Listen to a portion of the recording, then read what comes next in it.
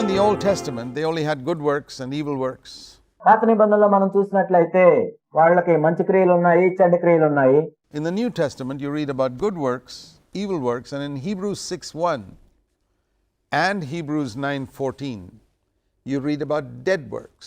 కొత్త నిబంధనలో అయితే మంచి క్రియలు ఉన్నాయి, చెడ్డ క్రియలు ఉన్నాయి. దాంతో పాటు హెబ్రీయులకు రాసిన పత్రిక 6:1లో, హెబ్రీయులకు రాసిన పత్రిక 9వ అధ్యాయంలో మృతమైన క్రియలు కూడా ఉన్నాయి. And it says we got to repent of dead works. మనం ఆ మృత క్రియల నుండి మారు మనసు పొందాలి. We must have our dead works cleansed ఆ మృత క్రియల నుండి మనము కడగబడాలి in the blood of Christ. క్రీస్తు యొక్క రక్తంలో. What are dead works? మన మృత క్రియలు ఏంటి? In a very simple way, dead works are good works done with the wrong motive. సామాన్యంగా చెప్పాలంటే మృత క్రియలు అంటే ఏంటంటే మంచి క్రియలను చెడ్డ ఉద్దేశంతో చేస్తే అవే మృత క్రియలు. I could preach, is that a good work? Sure. నేను బోధిస్తుంటాను, అది మంచి క్రియ, అవును మంచి క్రియే. But if I preach for money, it's a dead work. కానీ డబ్బు కోసం బోధిస్తున్నట్లయితే అది మృతమైన క్రియ. I can sing a song in a church, సంఘంలో నేను ఒక పాట పాడొచ్చు, good work, but if it is sung in order to get some honor for myself, it's a dead work. అది మంచి క్రియ. అయితే ఆ పాట పాడటం ద్వారా నేను ఏదైనా ఘనతను కోరుకుంటున్నట్లయితే అది మృతమైన క్రియ. I can give money for God's work, that's a good thing. నేను దేవుని పరిచర్య కోసం డబ్బునివ్వచ్చు, అది మంచి పని. But if I give that money because I want to get some honor for myself or I want my name to be published somewhere, it's a dead work immediately. కానీ ఆ డబ్బు నేను ఇచ్చే ఉద్దేశము నా ఘనత కోసం ఇచ్చినట్లయితే, లేకపోతే ఎక్కడైనా అది ప్రచురించబడాలని ఇచ్చినట్లయితే అది వెంటనే మృతమైన క్రియగా మారిపోతుంది. Good works become dead work. మంచి క్రియలే మృతమైన క్రియలుగా మారతాయి.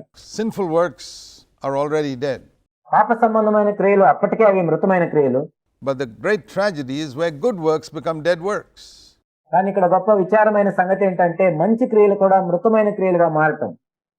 And you read about that even in the Old Testament, పాత నిబంధనలో కూడా దాని గురించి మనం చదువుతాం. where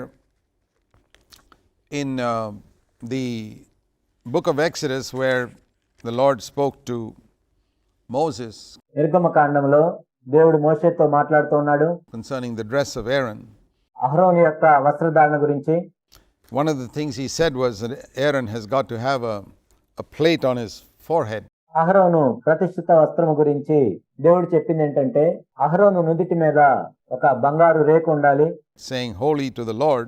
యెహోవాకు ప్రతిష్ఠితము అని దాని మీద రాయబడి ఉండాలి.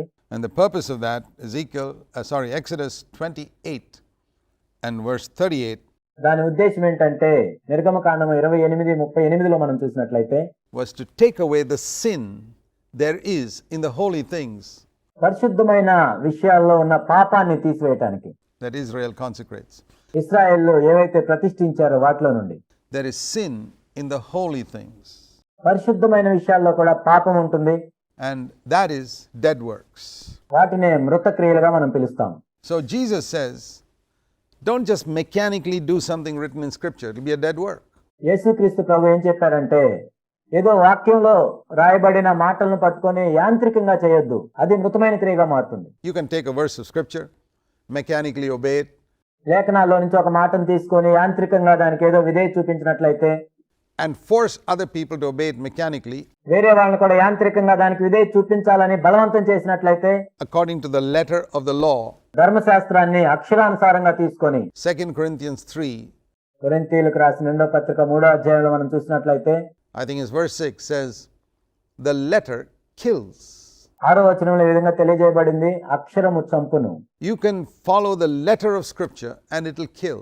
లేఖనాల్లోని కేవలం అక్షరాన్ని నువ్వు వెంబడించినట్లయితే అది నిన్ను చంపివేయగలదు. And you can take that letter of scripture and preach it to other people in your church, it will kill them. ఆ లేఖనంలోని అక్షరాలను తీసుకొని నీవు ఇతరులకు బోధించినా వాళ్ళని కూడా అది చంపివేస్తుంది. That's not the way to learn. No. నేర్చుకునే పద్ధతి అది కాదు. The way to learn is to take the yoke of Jesus upon us and to learn from him. ఏ విధంగా నేర్చుకోవాలంటే యేసు ప్రభు యొక్క కాడిని మనం ఎత్తుకొని ఆయన యొద్ద నుండి నేర్చుకోవాలి. To look at his example. ఆయన యొక్క మాదిరిని మనం చూడటం ద్వారా నేర్చుకుంటాం.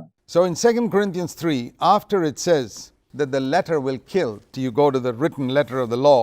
2 కొరింథీ 3:6లో అక్షరము చంపును అని చెప్పిన తర్వాత మనం చూసినట్లయితే 2 Corinthians 3:6, it will kill. 2 కొరింథీ 3:6 అక్షరము చంపును. He says, in contrast, the Holy Spirit gives life. దానికి వ్యతిరేకంగా ఏం రాయబడిందంటే పరిశుద్ధాత్మనే జీవాన్ని ఇస్తాడు. So, how does the Holy Spirit give life? ఏ విధంగా పరిశుద్ధాత్ముడు జీవాన్ని ఇస్తాడు? By showing us, when we read Scripture, not a verse or a commandment, but the glory of Jesus Christ. మనం లేఖనం చదువుతున్నప్పుడు ఏదో ఒక వాక్యాన్ని మాటను చూపించడం కాదు, కానీ క్రీస్తు యొక్క మహిమను పరిశుద్ధాత్ముడు మనకు చూపిస్తాడు. So, in other words, when I look at Scripture, ఇంకో మాటలో చెప్పాలంటే నేను లేఖనాలను చూస్తున్నప్పుడు I have to see Jesus there. నేను అక్కడ యేసును చూడాలి. That's what it says further down in 2 Corinthians 3 and verse 18. 2 కొరింథీ 3:18లో ఈ మాటలు చెప్పబడ్డాయి. With unveiled face, I look into this mirror of God's word, and what do I see there? ముసుగులేని ముఖముతో అద్దము వంటి దేవుని యొక్క వాక్యాన్ని నేను చూసినప్పుడు నేను అక్కడ దేన్ని చూస్తాను? I see the glory of Jesus Christ there. యేసు క్రీస్తు ప్రభు యొక్క మహిమను నేను అక్కడ చూస్తాను. And little by little, the Holy Spirit changes me into that likeness. ఆ తర్వాత కొంచెం కొంచెంగా ప్రభు యొక్క సారూప్యంలోనికి పరిశుద్ధాత్ముడు నన్ను మారుస్తూ ఉంటాడు. And so we see here that the whole purpose with which God has given us the Scriptures is not just for us to follow letter of the law. కాబట్టి ఇక్కడ మనం చూసినట్లయితే అసలు లేఖనాలని దేవుడు మనకి ఏ ఉద్దేశంతో ఇచ్చాడంటే మనం కేవలం అక్షరానుసారంగా దాన్ని వెంబడించాలని కాదు. That'll make you a Pharisee. You know, the Pharisees అది నిన్ను ఒక పరిచయునిగా చేస్తుంది. who killed Jesus Christ were people who followed the letter of the law. పరిచయులంటే ధర్మశాస్త్రాన్ని అక్షరానుసారంగా వెంబడించి యేసుక్రీస్తుని చంపివేసిన వాళ్ళు. And they kept on trying to find fault with people. They వాళ్ళు ఎప్పుడు కూడా వేరే వాళ్ళ తప్పులను పట్టుకోవడానికి చూస్తూ ఉంటారు. would catch a woman in adultery and go to the letter of the law and want to stone her to death. And వాళ్ళు వ్యభిచారంలో పట్టబడిన స్త్రీని కనుగొని అక్షరానుసారంగా రాళ్లు వేసి ఆమెను చంపాలనుకున్నారు. Jesus would set her free because they didn't understand the heart of God. ఎందుకంటే వాళ్ళు దేవుని యొక్క హృదయాన్ని అర్థం చేసుకోలేదు. They kept the letter of the law and they wanted to kill people, punish people.